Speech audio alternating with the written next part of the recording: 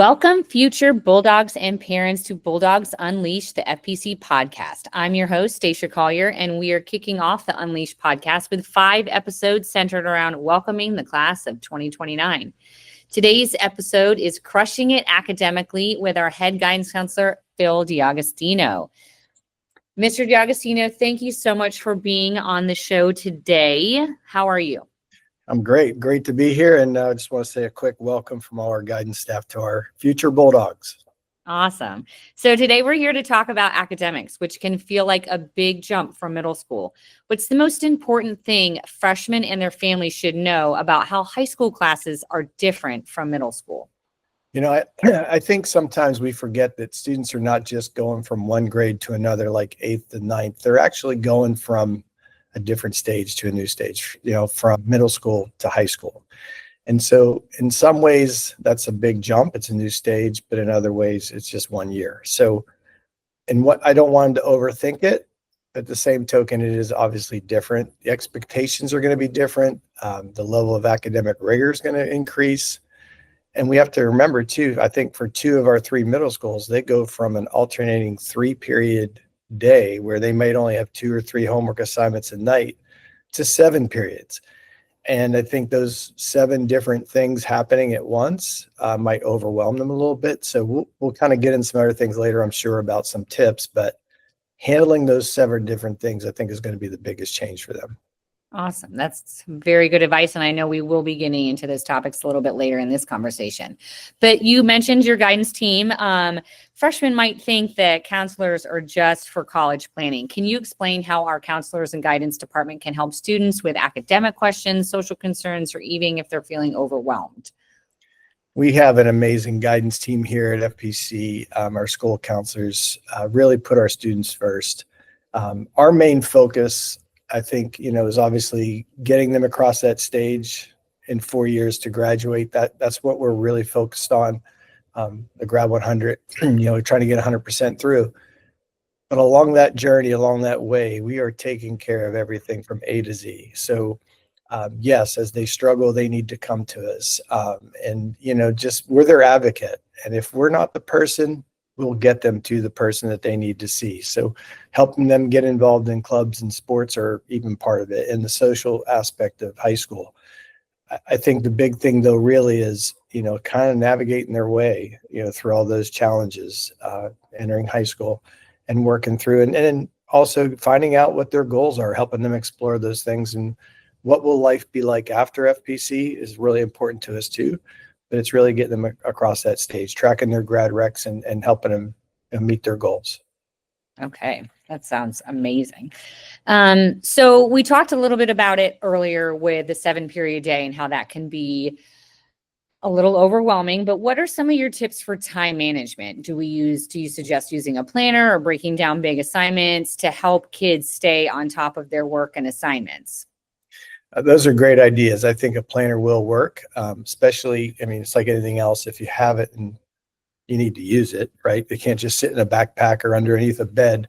But I think a planner is really good. And I think time management is the biggest piece because like I said before, going from just a few classes to 7 and also the increase in workload and the expectation, I think time management is one of the biggest things. I think habits are really important too. I always think about a incoming freshman for the last few months has really not had to do any schoolwork. And then in the first week of school, we hit them with 7 classes and assignments and quizzes and tests. And I think that can get overwhelming pretty quick. So I would say, look at your habits. And I really want to talk to parents too, and we will later on, I'm sure, in this little episode. But, watch your students and where are they devoting their time to? And yes, they need to take a break. They're at school all day, and we get that. When they come home, I call it like your choice time. When you have time and you make a choice, is it gaming? Is it social media? Or do you make the choice to get your work done first? That's going to tell our parents a lot. So how you spend your time, even if it's just a little each night to break it up so you don't procrastinate or wait. And then you end up getting that 0. And I really want to focus on what we call the power of 0. So, we always say, don't let what you didn't do make it look like something you can't do. So you That's don't turn powerful. in you don't turn in your work even though you did it. It's in your backpack and you're unorganized, or it's in your room, or you forgot it, or you lost it. So you did the work, but you didn't get credit for it. I think in middle school it's a little more flexible with amnesty days and things like that. You're not going to find that in high school. So I would say to students and parents over the, all the way up to that first progress report time, check Skyward weekly. And if you don't see any zeros, now you know your student is getting the work done. But if you start seeing zeros, that should be a red flag. And that zero is going to, again, drop your grade. And then when that grade starts to drop, the student actually starts to believe that's their ability level. And that zero didn't really tell the full story. Great piece of advice. You touched a little bit on Skyward and the parent portal to check grades and communicate with teachers. And I wholeheartedly agree. Parents should be checking Skyward once a week, and Skyward will send you an email every week with your students' grades and everything like that. And I know it can be a balance for parents as they're trying to support their freshmen academic independence without doing all the work for them. But you obviously need to stay on top of your child with Skyward. But what's the best approach for reaching out to a teacher, either as a parent or a student, if they do have concerns? So I think the key word there is communication, and not assuming that it's out there. Like, don't assume that your kid's going to say to you, "I got this." Or when you ask them, "How did your day go?" They're going to give you those one-word answers: "Good," or "I didn't do anything." Nothing. "What did you do today?" "Nothing." "Not much." Those are not conversations, right? They need to be conversations. And what I would say about Skyward, even though I do want our parents to have their logins and checking and things like that, I would prefer actually a sit down at the table with their student and have the student log in themselves. And not as an "I got you," because that's never a good family moment. It's more of a success team. So parents, get with your student each week, starting with week 1, have them log in, have them explain to you what these assignments mean. Now they're bought in. If they can explain what the assignment is, they were paying attention in class. And if they don't have any zeros, then they're tracking right. And so I would say, again, it's a success team. When we have parent conferences, I always say this: guidance counselors sitting there, a teacher sitting there, a parent sitting there, and a student sitting there. Not one person in that meeting is saying, "I don't want the kid to succeed." So if we all have the same goal, we should have a shared plan to get there. And I would just say to have the parents, again, look at those things with their student. And then if they see something, then you reach out. We need to get the kids to reach out to the teacher first, or to their counselor when they're struggling. Parents can do the same. Like, "Hey, I just noticed my kid has a 0. Quick email to the teacher or call. I mean, again, I like communication to be a conversation, not emails, which are notifications, and have that conversation. I don't think we need parent conferences for just individual moments. But if your student is struggling across the board, we can certainly set up a parent-teacher conference with all the teachers and kind of nip it in the bud before it gets too late. That's some really insightful information. You talked a little bit earlier how our guidance counselors are focused on getting them to walk across that stage and graduation requirements. Talk to me about graduation in life after high school. What should freshman families be thinking about or working on right now to prepare for graduation and life after high school? I think it's one of those things that kind of has two sides to that. I think in one aspect, sometimes we pressure kids too early to say, "What do you want to be?" or "What do you want to do?" But the other side of that is it's never too early to plan.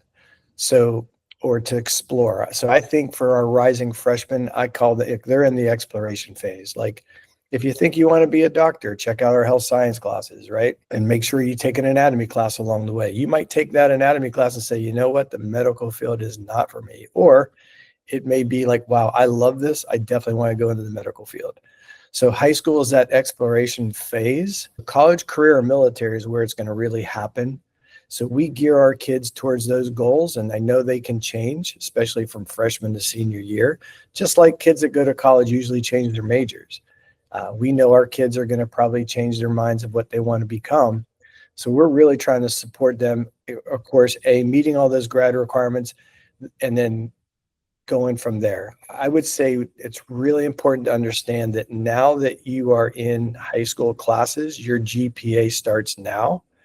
And so it's really important to do well right off the bat because everything counts. Everything goes towards that GPA. And that GPA is going to be your resume. It's going to decide whether you go into a certain type of college. And the better you do now, the more doors you keep open 4 years from now. I think the one thing, if we were to talk to our seniors, the one thing you would probably hear predominantly is if there was one thing they could change, it'd probably be a class or two in their freshman year, because they got a lower grade because they just didn't understand how to fight for that higher grade. We see so many borderline grades, 69s that could be 70s from a D to a C, a 79 that could be an 80, an 89 that could be a 90. If you're not in Skyward regularly, you're not going to see those percentages. And then by seeing them, you can now fight for the higher grade. How hard do I know, do I have to know to study if I'm not alert about my percentages? So look at those percentages and know what they equate to grade-wise and GPA-wise. I love it. I love it. Mr. Agostino, thank you so much for all of your wisdom today. Do you have any final words of wisdom or encouragement for our freshmen and their families as they embark on this academic journey at FPC?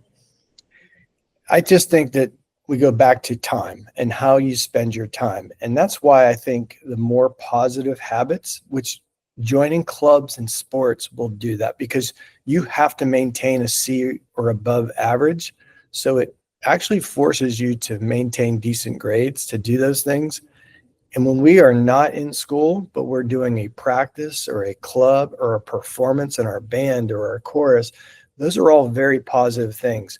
When we go home and we waste time or we get involved in things that are not positive, it's like a drain on many things. It's a drain on our brain, it's a drain on our time, and it's a drain on our GPA.